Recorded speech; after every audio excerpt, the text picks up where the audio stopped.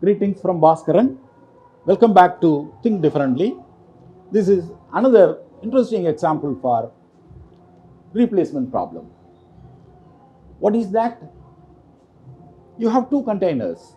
One contains pure milk, the other contains pure water. First, we transfer 1 spoon of pure milk to water. We stir well and then take 1 spoon of the mixture, add it to milk. So, we take 1 spoon of pure milk first. Then we take 1 spoon mixture that contains milk and water to the first container. The question is, which will be more? The quantity of water in milk or the quantity of milk in water? Well, our common belief goes, the quantity of milk in water will be more than the quantity of water in the milk, because at the first step we take 1 full spoon of pure milk, then we take 1 spoon milk plus water. So milk goes more, water comes less. Therefore, quantity of milk in water will be greater than the quantity of water in the milk. This is what we believe. But what we believe need not be correct always. We will prove it. By replacement principle, we get water from the container 2 to container 1. And after these two transfers, the volume, they do not change. They remain the same. Therefore, whatever be the quantity of water which has come to milk is replaced by milk there. Therefore, water in milk will be the same as milk in water. That's what the replacement principle says. But it will be difficult to accept. I know you won't agree. I will prove it mathematically also, because we have to be convinced. That is important. Now, 1 spoon milk goes to water. So what will be the change? Here you have m-1 spoons of milk and no water. Here 1 spoon milk comes and water remains the same.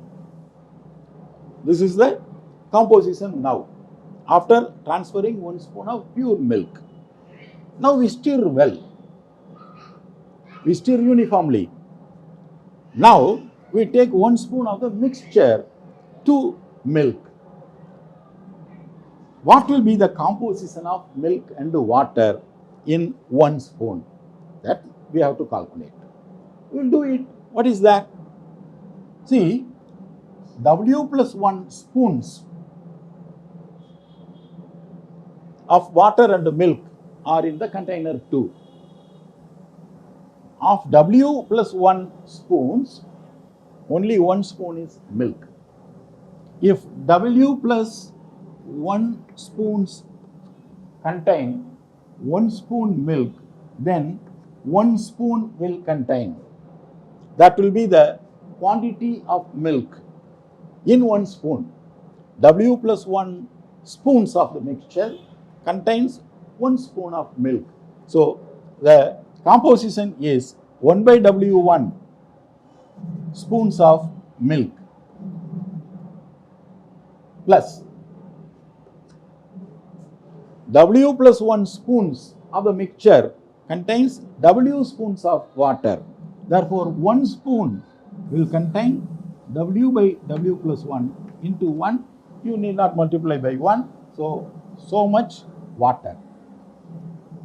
So, 1 spoon of the mixture will contain 1 by W plus 1 spoons of milk and W by W plus 1 spoons of water. Is that clear? Now, this is transferred to the container 1. What will happen? Here you will have to decrease. Here you will have to increase. So 1 by W plus 1 quantity of milk is coming here, and we are bothered only about the quantity of water in container 1 and the quantity of milk in container 2. Therefore, we need not bother about milk. Let it be. Whatever may be the quantity, we don't bother about it. What will be the quantity of water? Already there is no water at all. And this 1 spoon comes to container 1. Therefore, here water will be milk will be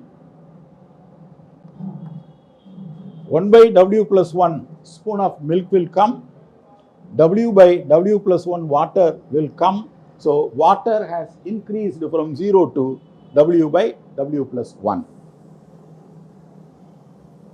And here, we are bothered about milk in water. So, we look at this. Already there is 1 spoon milk and this goes out. Therefore, the remaining milk will be 1 minus 1 by W plus 1. This is the quantity of milk in water.